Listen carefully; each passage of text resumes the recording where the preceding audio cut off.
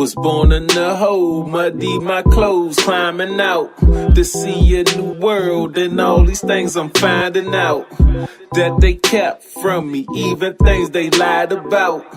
Killer cost my girl concerned of my whereabouts. Unknown, off somewhere lost in the zone. 30 years still praying, I don't catch two to the dome. Where I'm from, if you black, then you in it for life. I'm trying to reach it. Team AC, I'm Amanda COCO, and we're here for another AC interview. Yeah. We got Big Fella and Metro Cartel, and we're just gonna talk about his new music, their movement, what they got going on. We're just gonna have a dialogue, you know how we do.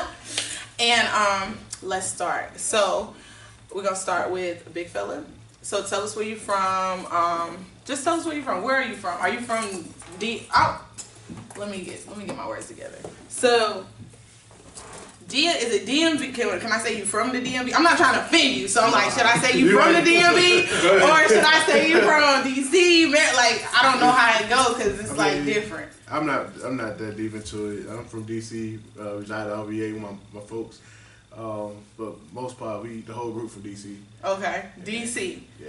Okay, so can I say y'all from the DMV, or is that that's good? Cool. Is that cool? Is that cool with you? That's funny because somebody else asked us the same things. Like, do y'all consider yourselves DMV or DC? And I'm like, I mean, nah, cause y'all, I think DC people. I don't want, you know what, I love DC people. I ain't even gonna cause I can't Joan, I'm sensitive. I love y'all from DC, but y'all take that Joan serious. I'm not from Maryland. I'm not from Virginia. I'm from DC.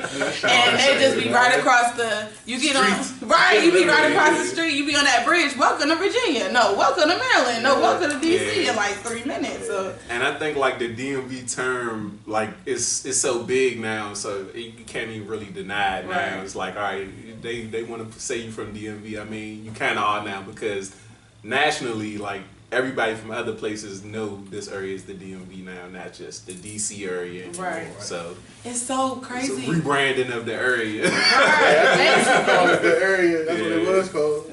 Right, but DC has such a different culture, and Maryland has a different culture. Right. But Baltimore got a whole different culture. But we just gonna talk about DC.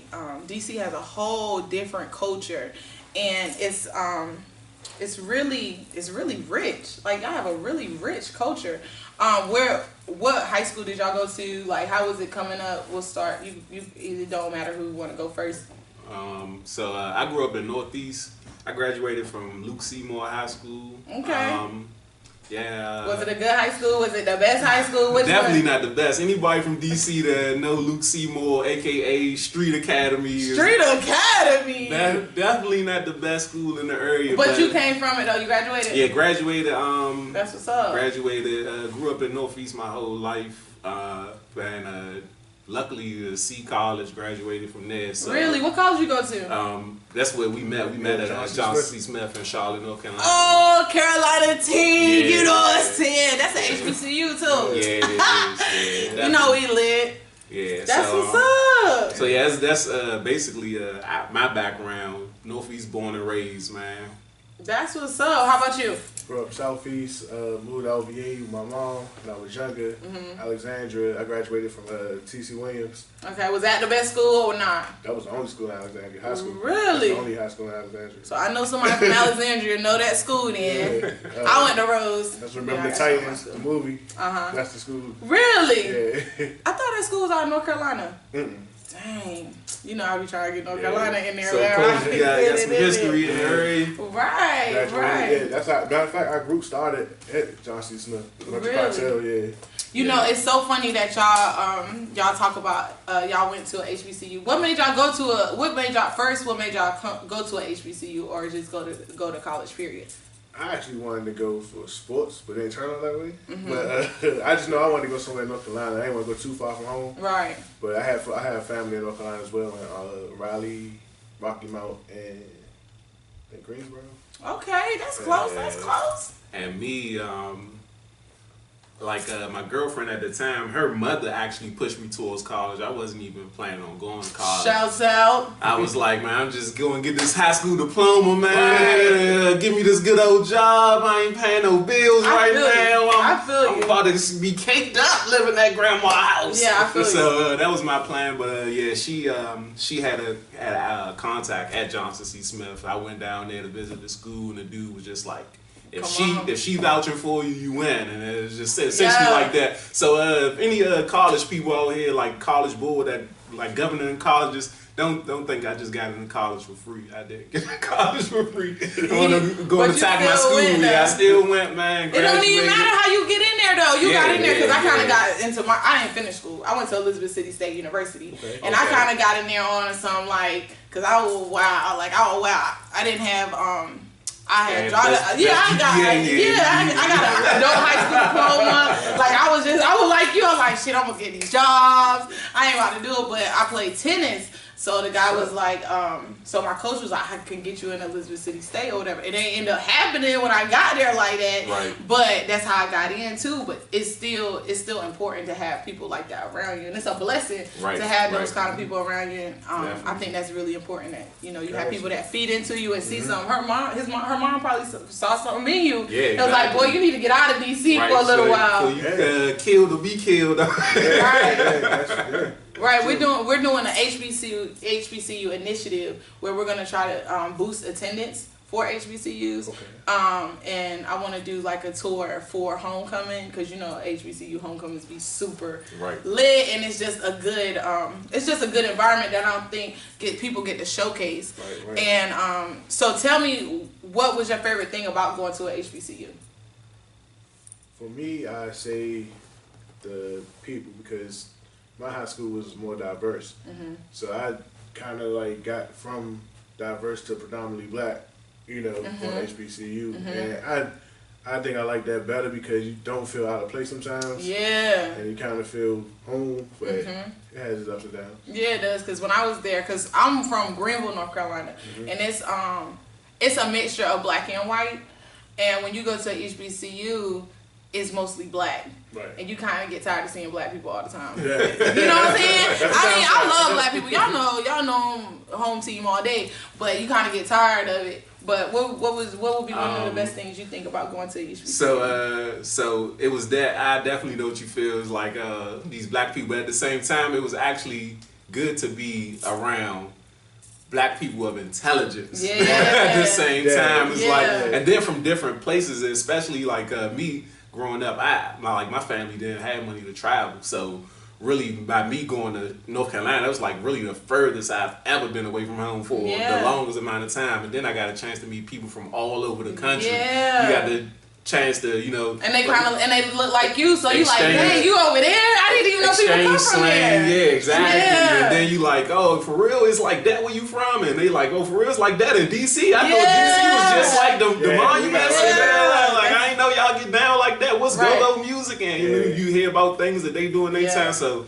definitely like, and that's what I really enjoy now about being out of school. Like those same people. When I go to that city, I can like call them up, be like, "Hey, dog, I'm in town. What we doing?" And it's just they show me around their city, and it's like that. I stayed out in California for a couple years and hooked up with a couple people from school, and that actually helped me like settle in because I knew people there already. So that's definitely the blessing about going.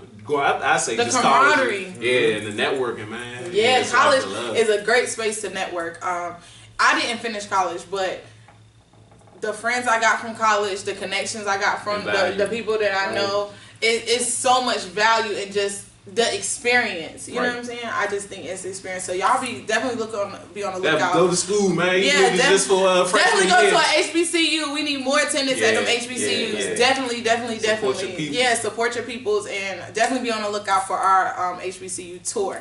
Now let's get back to this music. So I was listening to your album, Quiet as Kept. And first of all, I think that you snap. Like when I say you snap, that means like you know what I mean. You snap, like you really be spitting.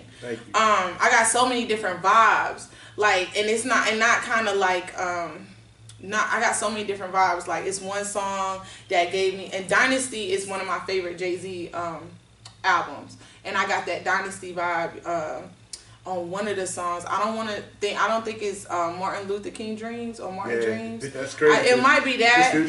Yeah, but it might be that song. But I got that vibe, and then I got the Kendrick Lamar vibe, but I got it plainer. You get what I'm saying? It wasn't a lot of, I didn't feel like it was a lot of metaphors, but I felt like it was clear and concise. That's the kind of type of rap that I like, the clear and concise. The other stuff is good, but I like when it's clear and concise and the rapper is really getting his point across, and I felt like he was really telling your truth. I want to talk about, let's start off with you coming up. You say in the music that your mom is like a Jehovah's Witness, and how is that? And then you have Louis Farrakhan on there, and it seems like you're meshing a lot of the different religions around. So how does that play a part in, like, how does your spirituality play a part into your music? Well, I try to touch on everything because I'm not religious at all. I'm more spiritual than anything, like universe, stuff like that, chakras and all that. But I try to touch on so much stuff because a lot of our people don't know that. That's why it's titled Quiet as Kept. And then I'm an introvert, so that's my personality. So I kind of combine the enlightenment with my personality. So that's why you get Quiet as Kept. So I touch on like stuff like Martin Luther Dreams. The point of that song was, this is what we're lacking. This is what they're taking from us. You know, this is what's going on in plain sight. And like, how can we fix this? Right.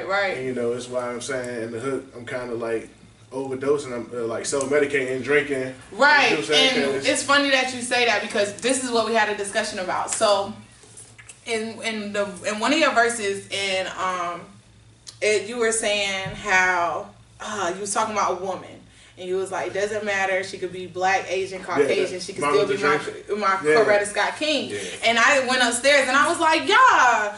He said, and I used to think this, but they enlightened me. Like, I'm the type that I'm malleable. So if I feel like it makes sense, then I'll change my whole opinion. I'm the type to say sorry. I'm not, you know what I'm saying? I'm not stuck into my thinking right now because that could change as we talk. You know, that's how my dad is. Right, it could change how you talk. I mean, when you talk to other people, you know what I'm saying? So, when I went to my mom, well, we're at my sister's house. Y'all know I love my sister, and my mom, Pam, and my sister, and me, and I went and we had a conversation, and I said,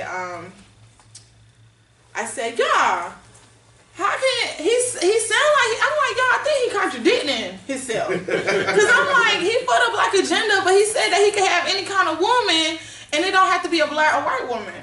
And then they were like, well, tell me what you think about that, because they really did change my whole, because they were like, it doesn't matter if you're black or white, you can still be for Black Lives Matter and still have it doesn't matter what kind of spouse you have, your skin tone doesn't really matter when it comes to, I don't know, you tell me, because I'm not good at relaying what other people say. Okay, for that line there was for the concept of Martin Luther King himself, for us like not being segregated, coming together black, white. Right. So that's why I made that statement. Personally, I have other preferences, my own preferences, but that statement was just for the broad picture. What you mean you got your other preferences? What's that mean? Does that mean you just like black women? Yeah. Oh, well, you better go over there. You gotta say that. You gotta say that. You can't, nobody, you know what I'm saying? Nah, don't worry about that. You got black girl. And at the same time, you can't really help who you love. That's what my mom said. That's what my mom said. That's the message, because you have homosexuals, you have transgenders now. Right. That's becoming a big thing. Right. And I want people to hear my music and accept it. Like, he can have a girlfriend that's white. I don't want her to come here and feel like she's out of place because she's white. Or Caucasian, because I don't like using color. Right. But you know what I mean? Right. And my argument was that I was like, well, they can't relate.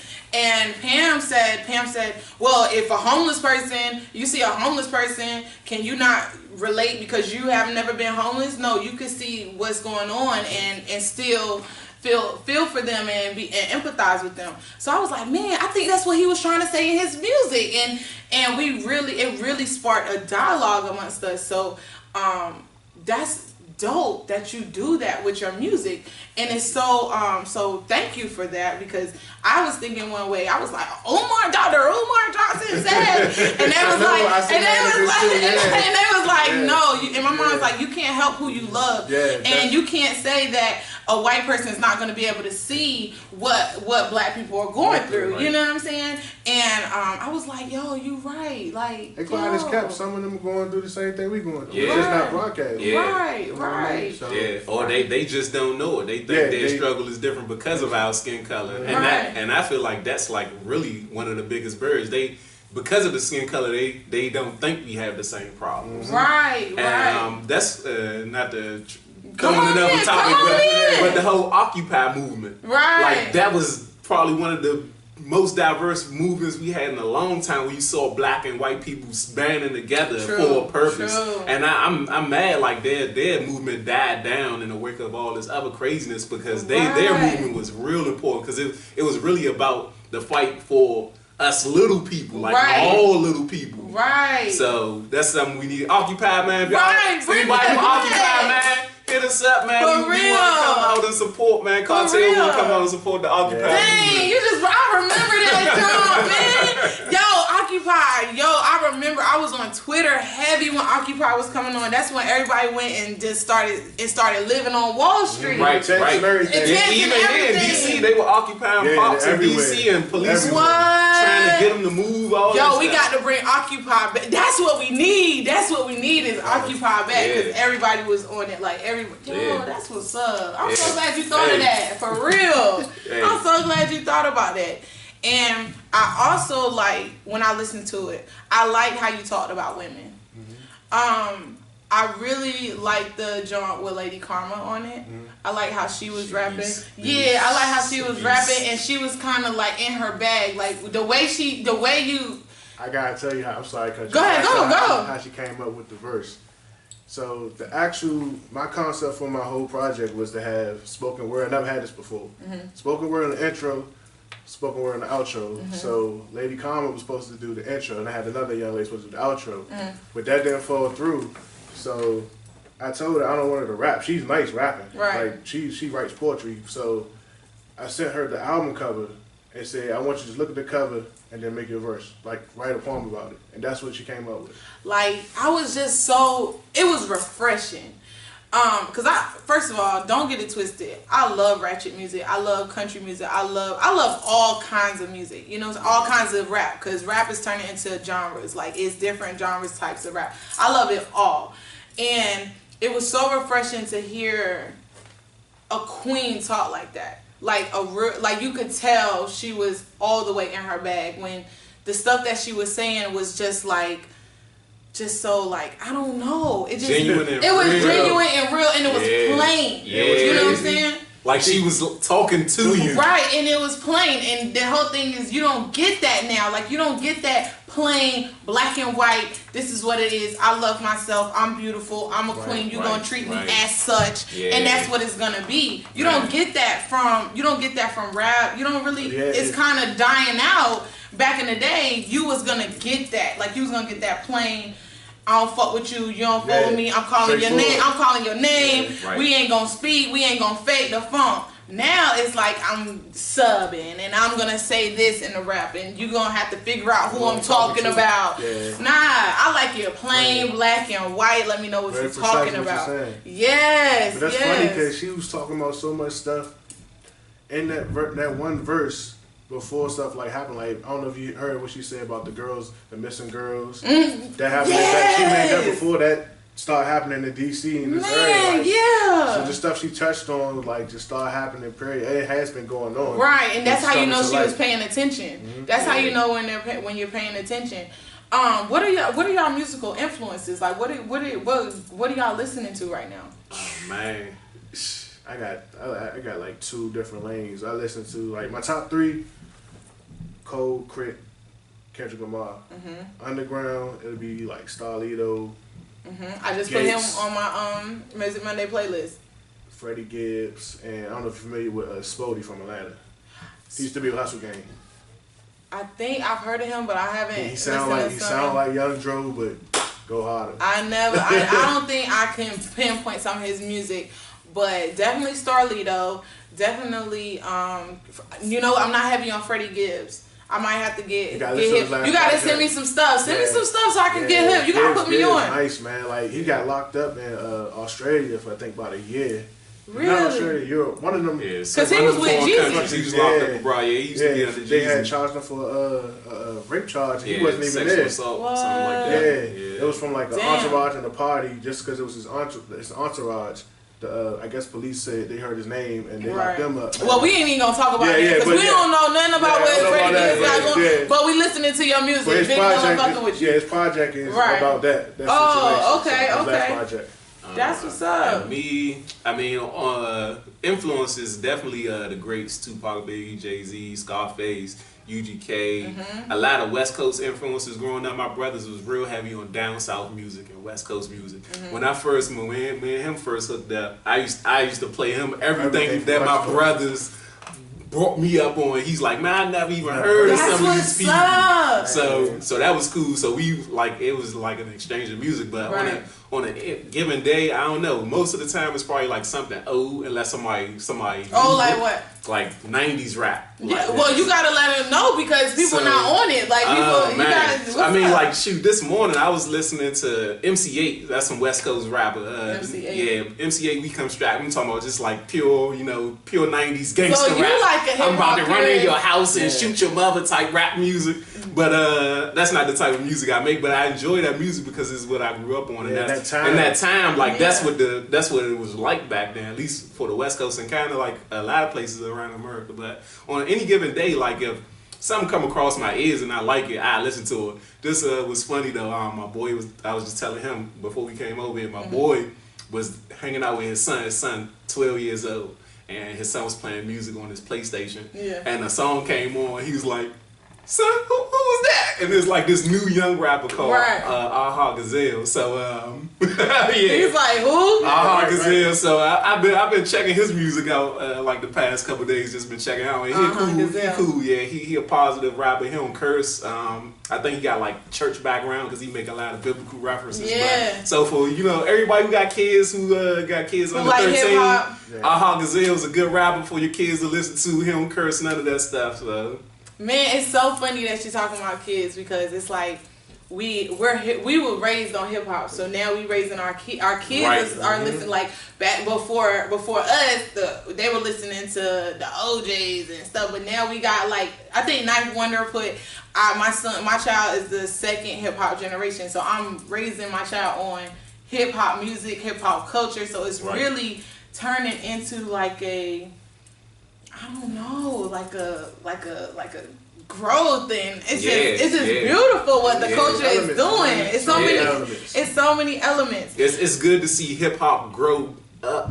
Basically, Because like if you think about, I mean, even like from the beginning, like like Grandmaster Flash and all them, but not even just them. Like those were our pioneers. But, like, the people from like the late '80s.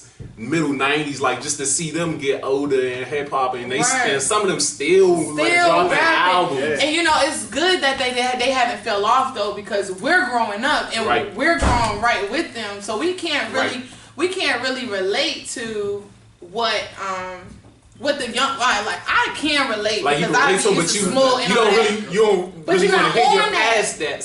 You're not on it. You're not on that. You want to hear about 4440, I mean 444 or 444. I don't know how to say it, but you know what I'm talking about. And just Fab. Like I'm on. I'm trying to start back listening like slow music now, but I'm so into like motivational stuff that gets you up and going. I'm on Fab. I'm on Nip. I'm on Ho. You know what I'm saying? I'm just so into this whole movement of entrepreneurship on your own stuff, and it's such a big deal to me. And you really express that, and I can tell that's what y'all on. Y'all have the Metro Cartel. .org website. Make sure y'all go to their website. TheMetroCartel.org. Check us out. Right. So how did Metro Cartel come about? Like we said, from school, John C. Smith down in Charlotte. It was kind of like everybody had their own. Yeah. It's fake. Everybody had their own kind of cliques. Like you had the down south coalition. That was like everybody from the South Shout out Carolina. to USC. Yeah, I had everybody from Carolinas, Atlanta, on down. Yeah. Then you had the up north, Jersey, the tri-state, Jersey, Philly, New York. And then it was like we was just out in the cold. It was like, you know, we gotta make something go down. That's what's up. Right. And he's like the brainchild behind all of us getting together. So it was like one night before a gym party. Yeah. Everybody was outside turning up, you know, pregame before the gym party. I know about it. So I don't know who started the freestyle cipher, but you know, everybody had the right amount of, you know, potion in them. Right. So everybody got up there and, you know, he did his thing. A few other people from our area did their thing. I spit a little something. And then like that next week I was like, hey look man, we gotta do this. Yeah. I got everybody together like, look man. Because I had the software, so I was editing. I didn't know how to edit. Yeah. But I just noticed what I wanted to do. But I was editing like people from New York, from the West Coast, is it Feezy? Yeah, Feezy. We had a lot of artists like down there, and there was cats from like Texas. Shout out to Texas, he's still doing this thing, sending us beats, and we just took it from there. Everybody just brought in something specific that could add to the movement. So having the right people around you is so important, and it's key, right? Teamwork makes the dream work. Y'all know I always say that. Teamwork makes the dream work, and building a team is very important. Sorry to cut you off. You have to believe in your team. Right. But there's also times where the people in the team, you're only as strong as your weakest link. Mm-hmm. So when there is a weakest link, how do you guys address it? Like, how do y'all handle it? Or when somebody's not handling their part in the group. And I think that's one thing. Yeah, tell you fucking up. It's nothing. It's nothing. You gotta be honest. Everybody brings something to the table. Like it's been brought up like a few times. Like who does this, who does that, and we kind of all know our role automatically. Like I can say I'm more the tech savvy, so I like build the website. I do the social media. I'm reaching out to blogs, to different blogs, trying to find how to get our music on different platforms and radio stations. So he might be the one that talked to the lawyers about the trademark. And shout out to Lowe. That's our third member, Duck Lowe. Okay, shout out to Duck Lowe. So he might do the same thing. Talk to people about grants, loans. Right. You know, just different stuff. Everybody bringing something try to the to table. talk to different promoters, get shows. So, venues. So it's basically just like a division of responsibility. So we'll have a meeting and say, okay, this is what we need to get done, or this is what's upcoming.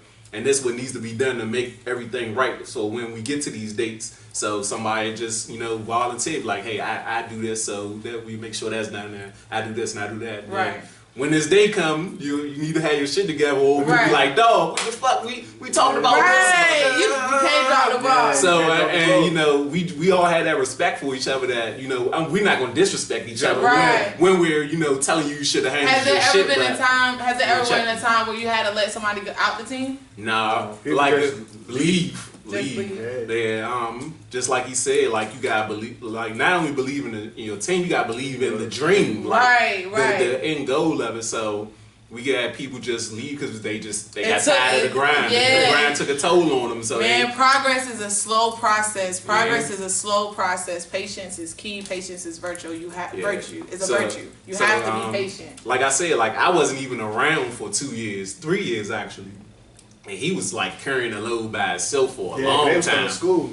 Yeah, so not even school. I'm talking about when I was in Cali. So I moved back to North Carolina for like a year, and then after that year I moved to Cali for 2 years. So I was like out of the picture for. Dang, you got out of DC. I was like, I'm everywhere. I'm lit. Yeah. So that's what's up. So I was gone. So he was. That's why like his catalog is just like crazy. He was like, man, I don't really got nobody here. He's like, and at like before I left, like him was like we was the ones like in the studio all the time trying to get stuff popping, and I left. So he was like, fuck it, Fred gone, Ivan gone, I gotta just hold this shit down by myself. So he just kept it going. Hold that shit down, his fella. And I had not rapped the entire time I left. And the year before I moved back here, he sent me Martin Luther Dreams, and that was like my first track coming back after years. Like not that I gave up. I mean, thank you, because like I'm sitting there, I'm like, I know, like that beat is fire. But this dude is just crazy. So I'm sitting there like, man, I ain't rapped in 2 years, and this dude about to get on this joint and go ham. Right. I don't even know what I can do. What's crazy is his catalog beforehand. Like when he left the first time, it was like 07, and we was in school. He went home and recorded a whole album, then sent it to me to engineer. So I'm listening to the beats. I just told him it was on the way here. I listened to the project last night. The beats, the concepts, the substance, who he picked, he handpicked like who he want on this song. Like he has the ear for that. So I didn't have that manager. I'm still trying to teach myself how to rap. I didn't start like getting good at rapping until probably like 2012. Okay. You know what I'm saying? Like I started rapping like 04, but that was freestyles and all that. Let me stop you right there because practice is important too. So you just said you didn't start rapping until or getting good at 2012. So how is that process of actually cultivating your style and cultivating how you rap and what you really wanted to say? Because even I tried to rap and I was like, man, I can't say this, and you know what I'm saying, because you wanted to sit good with yourself. You know what I'm saying, and so I couldn't get through that process because it's like I ain't ready.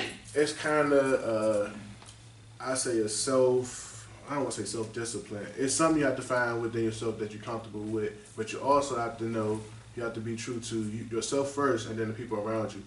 I know for a fact I can't come out here talking about pushing weed, trapping, sipping lean, because I don't do that. Right. You know what I'm saying? I don't even talk to people. So I ain't an introvert. So, right, I ain't even fucking with y'all. You know what I'm saying? But if you listen to my music over the years, you can hear that's what I really wanted to do. But a lot of times, learning and still being a student in the game, I was trying to make music that everybody say that they wanted. That's what you need to do because that's what people getting on with.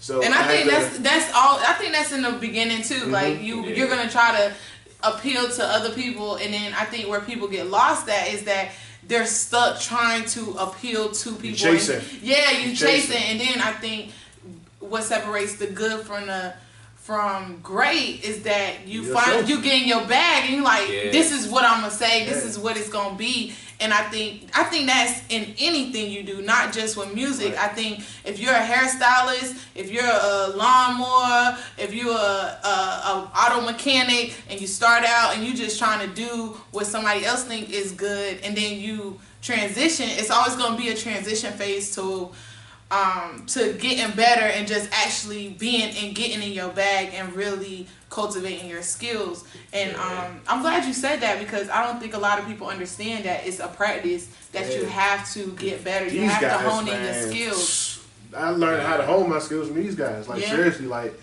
he's one of the best, I say all the time, point of view artists. Like can tell a story about himself. I got that too. I got that Nas vibe from that. There's a lot of storytelling. I don't know if you heard the Black Collar. That's with Duck Low. He's more vocab, like extensive vocab. Right. So I had to work on that. Right. You know, Mill, kind of like substance, like reality rap. Yeah. Sir Charles, he's not with us anymore, but on Dangerous Thinkers, like his drive and his delivery, his work ethic, like he's only one of the artists I know can write 100 songs without hearing a beat. Right. Damn. That's something. That's a talent too. That's a talent too, because you can hear the beat in your head and don't even see it. And this, that's a talent too. I can't do that. That's a talent too. Like that's real. That's legit. To me, I think the hardest part about coming into your own is finding, like you said, like who you are as an artist, and then like your style. You don't really want to sound like anybody else, and if you do come out sound like somebody else, your time is going to be short-lived, because you can't keep imitating that person. Nobody want to hear both of y'all sounding the same. Nobody want to hear both of y'all. Be yourself. Right. It's okay. So to me, I think that's like the hardest, and then like not being afraid to come out of your style. Yeah. That's something I'm trying to do now. Like being able to like, all right, what if I wanted to sound like this? You think people will like it? When I make a song? I think that's a part of the practice the practice phase, like trying different things, like if you're a beautician, you're gonna try this hairstyle, or you're gonna try this hairstyle, or I'm gonna try this hairstyle, or whatever. Right. And it might not work, but it's okay. It's just a bump in the road. You learn from it, and you learn different techniques. Like, I'm pretty sure y'all play with different sounds that y'all be like, damn, is this a guitar in the background? Or, you know what I'm saying, whatever. And you're like, damn, well, I could do something with this. Or you get put it on. I'm always looking for, like, the craziest new sound that nobody has rapped on. Can people send y'all beats? Oh, yeah. Well, y'all send my people some beats. Where do we send the beats to? Which Metro Cartel bookings. Metro Cartel Metro bookings. Cartel Make sure y'all bookings. send them some beats and see what they can do. Yeah, I'm definitely looking for, like, the new wave sound. Like, that's why I keep, every time we, like, listen to beats, I be like, you gotta find that new wave. This ain't it. This ain't it. This ain't it. What's the jump, man? Cash. We did this song. That had to be like 2011 or 10. Probably before that. It's called Cash. Yeah, this was the first EDM rap beat I ever rapped off before EDM was popular. Yeah, that EDM wave. Yeah, that's still one song. Like, I really regret not putting out. That EDM wave is something different now. That EDM wave is something. But you could kind of get, it's like, I feel like EDM is mixed with, I hate to say it, Do Not Kill Me, mixed with that trap thump, I think. Yeah. You know what I'm saying? The bass in it. That bass in it is mixed with that trap. Yeah. I think that's super, super dope. Yeah. I love, like, trying to find, like, that next sound, and, like, when you just the beat be like, what the heck is this? And then if it got a good No, you know when the beat is good when you be like, yo, who made this? Or you be like, damn, where y'all get this from? Or, you know, you gotta see who make the beats and shit. Like, yeah, that's super dope. I got a couple, like, maybe like 3 or 4 more questions, because I can really talk to y'all all day. Okay, so I've been seeing a lot of debate about, you said in your music, there's no difference between the drug dealer and the drug user. And I've been seeing the debate, shout out to Charlamagne the guys, when they're talking about which is better, because when we were coming up, they were talking about being a drug dealer and making the money. And now it's the drug users. They're talking about doing the drugs. So how do you feel about that? Because let me tell you how I feel, and then you tell me how you feel. I feel like when it comes to I'm sorry, I'm just me, and if y'all feel it's different, just tell me. But I feel like I would rather be a drug dealer than a drug user. Right.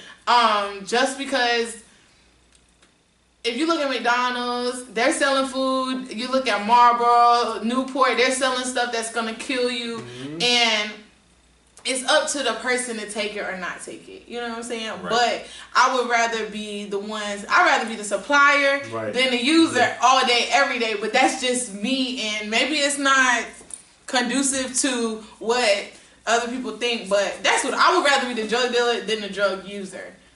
I mean, I agree the same. I agree with that too. I thought you was talking about the line I said on Moment of Silence. I said something like, thanks to Dare. If I was, please be aware, if I was a dealer or addict, nigga, you wouldn't know the difference. And the reason why I said that because you know the DARE program back in the day, the drugs abuse. But the reason why I said that, because if you around, I don't smoke. I mean, cigars, but I never smoked weed a day in my life, so I just drink. So like self-medicating, I've been around people I know that can hold their own. Why they're like intoxicated or high, they not really wilding out. They're pretty still reserved as if they were sober. Right. And I know some people who act like they have. Don't act like they have, but just had the energy of I'm high energy. I'm high energy, so I really don't even be needing it. I was like, let's go. Where we going? Adventure time. I seen both aspects of it, from a person being sober and a person being self-medicated. As far as like with myself, like I'm pretty much the same both ways. Like I'm probably more talkative drinking, but that's like a social thing. So, right.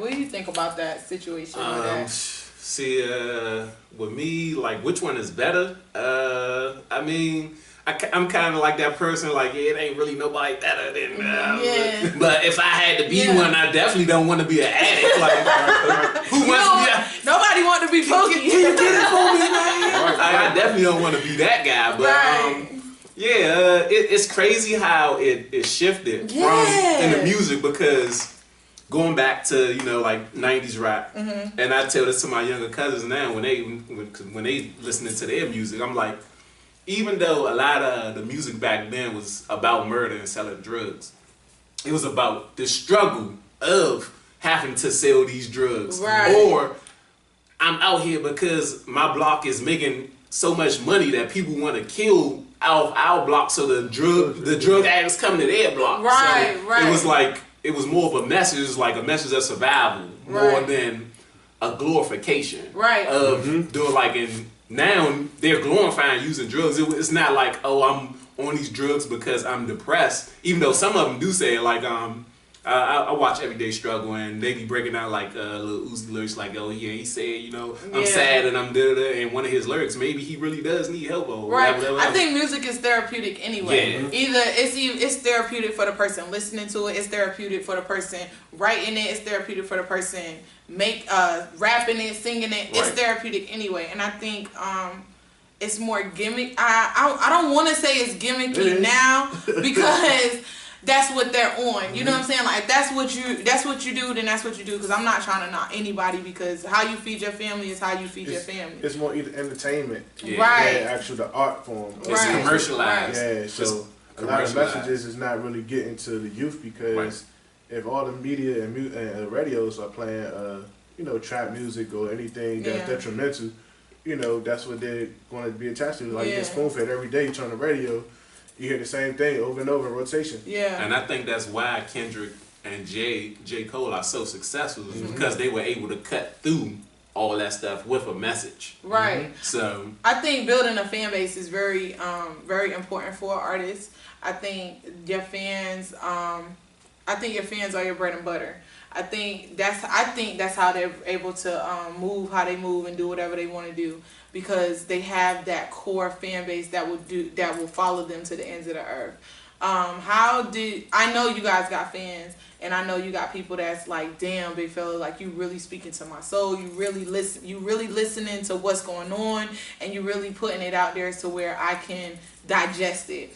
How do you think what would be, I don't want to put out your plan to build up a stronger fan base, or what's the grind like to do that, like for your team, for your people that's following you? What do you want them to get out your music? Let's say that. Okay, one, I don't want us to call people fans. I always say supporters, because I want people to. I appreciate the support, every angle who comes to our shows, stuff like that, reposts, likes. Oh, I appreciate it. I can't stress that enough. What I want people to get from the music is be aware. I don't think our people, as a people, we are aware enough of what's going on around us, as far as either laws, politics. It could be such as the gentrification in your neighborhood or your city. You know, I think we need to be more aware. Be more aware. Don't be afraid to step out your element. You know, step out the box. You know, get out your comfort zone a little bit. Try to experience as much as you can. Don't be afraid to share knowledge. I don't want to share knowledge, 'cause I think you're gonna do better than me. You know what I'm saying? Like, don't be afraid to expose that. Like, people need to know that. Some people don't know. You know, and I tell us all the time, it's the youth is so stuck a lot of times because they never go outside they block. You know? And when you said share knowledge, it's so important, because I'm gonna say this: share your music that you listen to. That is it's so vital in getting to know somebody and just broaden your horizons. Like, I know people, because I do New Music Monday, so I'm constantly looking for like new artists and new songs, new ways to put on the Music Monday playlist. And I have people, and I'll say, let me listen. What you listening to? Like, you heard this song before? You know how we used to do way back in there? Like, nigga, I got this new song. You ain't heard this yet, right? Yo, people do not want to share their music. Share your music. I think we're going to start that next year. Share your music. Share your music. Share who you listening to. Share your knowledge. All when you speak, always have something to share with somebody. I think that's really important. Really important. Starlito is like my favorite underground rapper. Do you like Don Tripp too? Yeah, I like Don Tripp. Realist. He raw. Yeah, realist. But the reason why I relate more to Starlito, not even off the street stuff, because I grew up around that, but I wasn't in it. But just he's an introvert. and he speaks a lot about anxiety, depression, and he just got his flow is like so slow, but when you listen to his lyrics, he has wordplay, he has storytelling, he has concept, and I think his art form, he don't really compromise it trying to go commercial. Right. I remember he was with Cash Money, then he left Cash Money, did his own thing. He was with Young Buck for a minute, did his own thing. And look at him now, like him and Don Tripp had the Step Brothers 3, that was like #1 album a few months ago. Yeah. I mean, I love them together. I don't know why they're not a group. Right, but I love them together. Y'all really need to just combine powers and get it to go, get it going. And you do talk a lot about mental illness and stress, anxiety, depression. I've seen depression up close and personal, and I'm pretty sure you have too, and I'm pretty sure you have too. How do y'all deal with that? Like, do y'all deal with depression? I don't know if that's a little bit too personal, or like, how do you deal with the anxiety of just being yourself in this industry? We'll just say in this industry, because your rap, your style or your genre is not like, I don't want to say like what everybody's like, oh nigga, you're not talking about drugs, you're not talking about you know what I'm saying, you're not talking about that. So I'm pretty sure it has to come with some kind of like, damn, like why these niggas ain't on it yet? You get what I'm saying? So how do you deal with that? I mean, it's bittersweet. At the same time, it's kind of a headache at times too, because I could go to a neighborhood like Low neighborhood, man. It's so many odd, like they rap. I was like, why don't you have a label? Right. I tell this that every time. It's too many people in your neighborhood that rap, and they all collectively fuck with each other. Not every neighborhood. Excuse me, I don't know if I'm cussing. But yeah, I've been cussing the whole time. All right, but like, it's not too many neighborhoods that are that cohesive. You know, it's inside bees. I don't mess with him, and you got cliques. But every time I'm around, they're cool people, like genuinely good dudes. Yeah. But as far as like just trying to get people on my music, I don't like to force it. Like I don't even tell people I rap. Yeah. For that simple reason, because I want it to be quiet as kept. It's a hidden gem. Once you get it, I want people to value it. Yeah. And then I want you to value my music. Get something from it. I'm not rapping. Yeah, I don't want people to just think I'm rapping just to get on. I tell people that I don't care about that sign. I don't care if we don't make it, but I know the effort we put in from back then to now, I see the progression. We done went through, get canceled shows, break it down before shows. I'm telling you, like, paying to perform. And like, shouldn't it be the reverse? Right. Yeah, We've been through that. Yeah, definitely. And that's so important, because you got to start somewhere. Like, I'm telling you, Team AC, y'all already know what my first interview looked like. Like, it wasn't nothing like this. It's growth, you know what I'm saying? And when you're creating and you're being an entrepreneur and you're building something from the ground up, first thing you have to do is start. Like, no matter, all I knew I wanted to do was interview people. Like, I just want to talk to people and see what they got going on. I'm interested, and I just know I want to do that. So I'm gonna tell y'all. I'll just tell y'all, because y'all might not see it. I have my laptop up with my damn camera on my laptop. Right. I had my son running in and out the damn interviews. I mean, it was so ratchet. Like, Team AC, y'all know it was. I mean, it was super ratchet, but I knew what I wanted to do. And then the next interview, somebody called me, was like, "Yo, I see what you're doing. I like your interview. I got some camera equipment if you want to use my camera equipment." I was like, "Oh, okay, we're gonna use that." And then so it is. You got to see the growth, and you have to be able to grow. Yeah. So being malleable is so important. What was a time where y'all had to just shift the whole paradigm of what y'all had going on, or has that happened yet? I think that was just recently when we wanted to get more business minded about it. Like you mentioned Nipsey. I remember me and him like talking about which Nipsey CD was that? Was it Crenshaw? When Crenshaw first dropped. No, it might have been Mailbox Money, because he dropped gems on that joint. Mailbox Money? Yeah. Boy, what did he? It was one of those, but one of those like, it was Mailbox Money. That's when he was really talking about it. Like, he touched on it in Crenshaw, but Mailbox Money was just direct. He's just all about being an entrepreneur. For real. So like, me and him had a full blown dialogue about it. It's like, man, Nipsey, right, man. But we talked about these things before, but it was like, Nipsey was just like, do it now. You see me. This is the time. This is the time like, now. If y'all listen to me, y'all need to be doing what I'm doing. So he's like, yeah, we need to get this trademark. We need to get this business this tax ID, all like get all of it in line. So all that all that. So like now, like so our shit started when like probably about a year ago. Yeah. It's when y'all really was like, we're gonna get the business in, situated, and so that's now we got the website now. We got the merch. MetroCartel.com. This is our official trademark. If you ever see this somewhere illegally, they owe us money. Let them know. They owe us bread. Shout out to Pam. Yes. No, she was Pam from Her Inspiration was telling me about a trademark. She was like, I got my trademark. If they touch my trademark, I'm gonna need a check. They gonna have to pay me. So she's the one who really put me onto like trademarks and I've been on it, but she you know when somebody right beside you is like and done it, it's like serious, now it's like okay, I'm about to do it. So that's so cool. Yeah, so it's definitely just watching what the people who are successful doing and just emulate it as best as possible. Because even like you said, even if we don't like take off to the mainstream success, so we still own this stuff. So let's say 10, 15 years from now, some kid get a hold of our music and they're like, man, I like this stuff. Don't nobody really know the Metro Cartel, and they try to take it. No, it ain't gonna happen. Oh, you signed the Def Jam? Def Jam, y'all better cut that check to Metro Cartel for him taking our stuff. We only got 50,000 listeners. But y'all gonna make it though. Like y'all gonna make it. One thing I definitely believe is if you put in the work, it's gonna happen.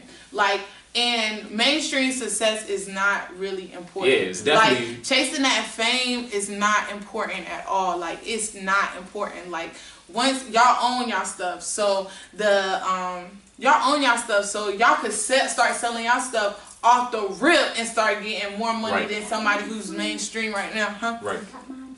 Exactly. You know what I'm saying? Like you can I mean it's so important, and I think entrepreneurism is what we need to be focusing on for real. Yeah. Are there any and I know we talk about Nip, shouts out to Nip, please come sit down with me. We talked about entrepreneurism. Has there been somebody like me? I looked at Pam and my sister, and they're my family. You know what I'm saying? So has there been anybody in y'all family that actually showed you like an OG and was like, look, y'all need to be trying to do this, y'all need to be trying to do that, or was it something that y'all just kept feeding yourself, kept being around, or kept looking towards, you know what I'm saying? Like who was those people? For me, definitely my god brother, he's like in his mid 40s. So and he from the streets, so he was like one of those late 80s, early 90s hustlers that have the foresight to say, I can't sit out here and sell drugs forever. So he made a chef, bought some apartment buildings. Okay. So now he rent out apartments. Right. So and he was the first person I ever heard talk about buying stocks, and this was like early 2000s. Like he and I'm like in my like early 20s. He like, yeah, y'all youngers out here buying Nikes. Y'all need to buy stock in Nike. Right. And we just listen to him like conversation. Like I respect them, but at the same time, it's like stocks. Man, what I'm gonna do with some stocks at 20 years old? What I'm gonna do with some stocks? But now, like I recently just started purchasing stocks. Like, damn, I bought some stocks when he was telling me. Like, and then like actually understanding like the research behind it and the numbers. Like, and I looked at Hennessy stock. Man, the price of Hennessy stock a year ago. Man, Hennessy stock was $120. That's $250 right now. I'm like, God dang, you should have got it when it was I was like, Young Mom made that song talking about Hennessy, and everybody went out to boy Hennessy. Now they stock prices. I know you heard what Cardi B did for Louboutin. It boosted they stock hella high. Yeah. Like, man, I'm trying to tell you. So whatever you out here buying, buy stock. If it's just like 2 or 3 stocks in that company, buy it buy them shares because you get a check at the end of the year if that company did well. It might not be a whole lot of money, but they cut you a $10 check. You just got a free $10 just for owning some stocks. So. Right. So how about you, big fella? I say my best friend, one of my best friends, Marco. He a few years older than me. He just got into real estate. So he been helping me to like stock. And he been talking about stock, which I was about to say is crazy. He said the same thing. Somebody told him like, you buying Nikes, why not put stock? You know what I'm saying, buy stock in Nike. Yeah. So I sat down with him last week, and he's like a mentor to me, man. Like he went to Smith, he went to high school too. Yeah. He went a year before me, and like he just hit me to a lot of stuff as like appreciating what you have in front of you, what to do, what not to do, kind of like how to make business moves, how to move this certain way. Because he's kind of like a reserved person. He's a Gemini, so he's more reserved, but he's on the smooth side. He's not one to kind of like two-face and flip out unless you piss him off. But outside of that, like everybody can turn up when you get mad at them. them. You know what I'm saying? But I think that's so important to have people around you that that you could pull from, you could learn from, y'all can exchange. And if you have kids, make sure that conversation is the conversation is just different when you're around an entrepreneur, because they're always constantly talking about how they can get better, how can they build. And being around somebody who owns their own business, it just gives you some kind of, it gives you life. Yeah, you some know what I'm saying? little kick, like, man, like, dang, they doing this, like, and you actually can see it. Right. And I was at this Black Entrepreneurs luncheon, probably about, it wasn't a luncheon, it was more of like a social, and they were talking about that. This guy was like, he's like I wish I had like mentors growing up. So I try to do that as much as I can. I try to go and take young guys with me and meet the people who I work with. Right. Or like let them see what I do, like when I go to these events and receive these awards. Like they know me as their mentor, but they may not know exactly how I come to my success. Right. So he's like, that's real important. You gotta let the younger people actually see the work. Right. And then see the reward with the work. Right. So and that's so important. Yeah. That's exactly what I want teammates see to get out of everything that I do. I want you to see my fuck ups. I want you to see my growth. I want you to see me working hard. I want you to see me running around like, oh, what I'm gonna do? How I'm gonna get this going? And then I get it going.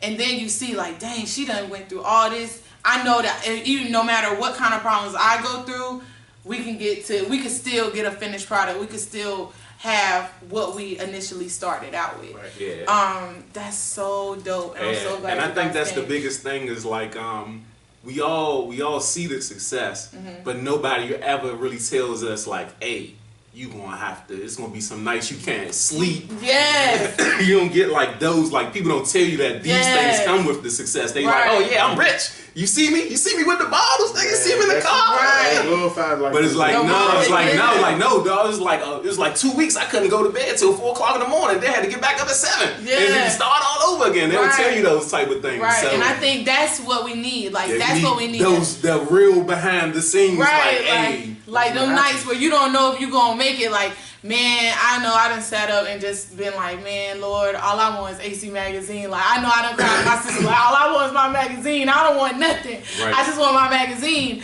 And you're going to have those times. You're going to have those times when you not going to know if you coming or going. You're going to have those times when you like, yes, I'm making it. Like, yes. And then the next day, you're going to be like, damn. What the hell happened? What the hell happened? And you get those runs where you like, dang, I can't lose. I can't lose. And then somehow you like, dang, I was just up here and now I'm down here. Yeah, you seen that me, an entrepreneur life is like. Yeah, and that's real. That's real. It's just like perfect example. We got to a point where we was actually like hosting events, showcasing other people's talent, and we was like, oh yeah, we up there now. Like yeah, we doing it. And then the place lose their business. The place that was letting us host our shows, they lose their business. So we out of a showcase now. So we like, dang, we gotta get back to that point where we actually not only putting our sales on, but we was actually putting other people on, getting them in front of crowds and stuff. And I'm pretty sure that boosted y'all up too, because when you show love, you get love in return. Definitely. And never be afraid to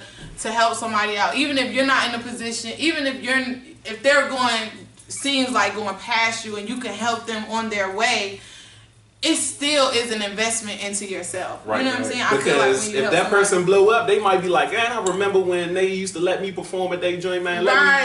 They gave me $20 for that gas ride at one time. Yeah, so you never know when somebody gonna come back and get you, man. You never know when somebody gonna come back and get you. Same people you see going up, same people you see coming down. And that makes me think of that Tiffany Haddish and Kevin Hart story. I don't know if you heard it. Tiffany Haddish was in the beginning of her in her comedy career, and Kevin Hart kind of was booming, buzzing a little bit more, and she was like homeless, and she didn't have and she just put out a book, The Last Black Unicorn. Make sure y'all get her book. And he gave her $500, But now when you look at Kevin Hart and you look at Tiffany Haddish, and he just put her in one of his movies, and you know what I'm saying? So everything comes back full circle. So it's very important that you always remember. It always comes back full circle. You want to fuck with somebody, you want to do them dirty, just always know that it's going to come back full circle. Always put that love and that light out there into the universe, into what you're doing, and it's always going to come back to you. Yeah, you know, and get around people that's creative. I got to stress that. Because if you don't be around somebody that's not creative, you're going to end up, that's going to rub off on you. That's going to hinder your creativity. You're going to stop at a certain limit because nobody's challenging your creativity. You don't got nothing. There's nobody else with another bar for you to measure your bar to. Never be the smartest person in your circle. Yeah. Like, we just dropping all these games on y'all TV. Like, never be the smartest, quietest kept. Like, make sure. And let me ask y'all one more thing, because I think a lot of artists have this problem, and I always tell artists to do this because I'm on Spotify, right? So what was the whole? How did y'all get that Spotify, iTunes? How did y'all get that? How did you get your music on those platforms? The distribution. Yeah, how did y'all do that? Shout out to my man Jerome Anthony. He's from Southeast DC. He moved to Texas. He moved to Dallas. We never got a chance to do a tape. It's crazy because we never got a chance to do a tape. We got a few songs together, but he always hit me. Like, we talk here and there, but when we can, we talk about music, what's out new. I might send them like some new graphic artists that do graphic designs. He might send me something. And he sent me this distribution company. He's like, man, bro, check this out. You know, you pay this amount, get your music on there, unlimited. Right. They put it to all the merchants. Yeah. So you have to finding a distribution company, and they put your music on those platforms. Yeah. Right. We just y'all better listen. This the catcher though. Okay. Some of them have different perks. So, say for instance, you might have like a TuneCore, or you got DistroKid, you have CD Baby. It's a handful of them. Not Music X-Ray. It's a few digital like distribution companies. Okay. But you just have to look at the perks of what you get out of them. Some and see charge which one fits best. Fits for your what you're doing. Okay. So any artists looking at this, I know that's a big deal, especially in North Carolina with the local rap. They don't know how to get their music on, and I tell them, I say, get this stuff on digital platforms. Invest. It's an investment, and get your stuff on digital platform. They're like, man, I want to be on your Music Monday. I'm like, you gotta get on Spotify, like you gotta get on this, and I want to tell them like how to do it, but I don't know how to do it myself. So you off definitely. The record, I'm gonna hit you off the record. Oh well, yeah. I'm not a rapper, but no, I'm saying for like podcasts and everything. Yeah. Use it for that as well. Yeah, we gonna link up for sure. Yeah, and that's one of the things. Research distribution companies is that's what you need to do if you want to get your music on. But the licensing, you gotta make sure all your stuff is like good and stuff like that. So you gotta make sure your stuff is good and legit and everything. But that's a major key. If you listening to it, if you listen to this interview podcast, make sure that's a key. Like that's it right there. They just gave you the key right there. Like that's a key right there. I think we need to just be over on that one right there because that was good. Is there anything else y'all want to talk about? Y'all want to ask me anything or what's up? Ain't nothing off the top. What's going on in the world these days? What's going on? I guess if you out here, y'all listening to our group, check out our music. Y'all want to link up? Shoot us an email. We definitely want to link up with more artists from across the country. So if y'all want to do something, hit us up.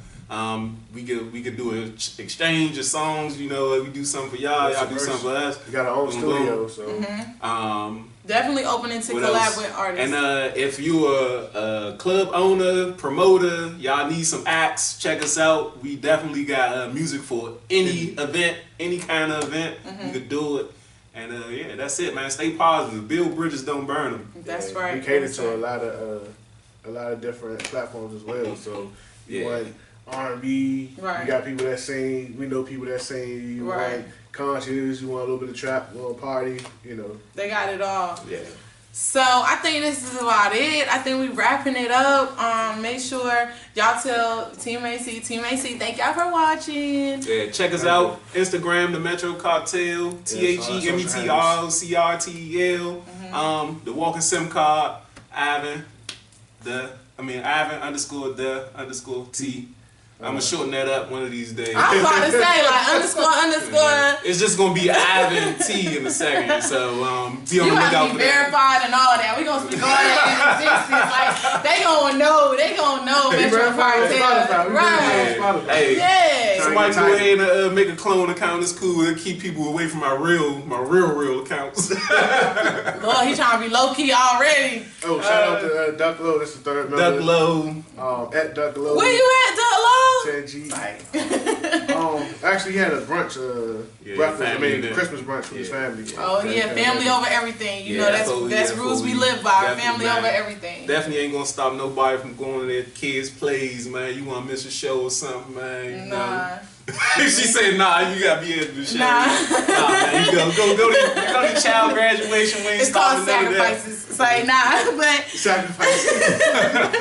But y'all know Amanda COCO, AC Magazine on Facebook, AC.magazine on Instagram, AC Views on Twitter.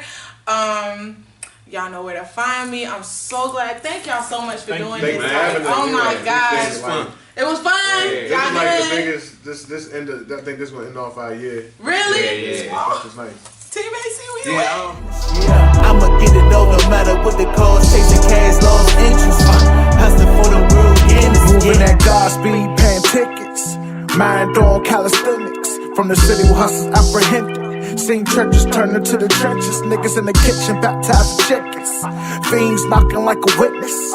Life a movie clip extended. They ain't play no games, no set on benches. Get your hands dirty, blood on your feet, just to walk in the shoes of a Christian. When you're broke, it's hard to pay attention. No hallelujah, just a holocaust. So many Jews on, they chatting Mazatov. And the watch, I guess it's timing off. Don't question the cartel. If you're not involved, you're either in or out. Ain't no right or wrong. The trenches that I grew up in, all these women raising men. All you ever see is grinding.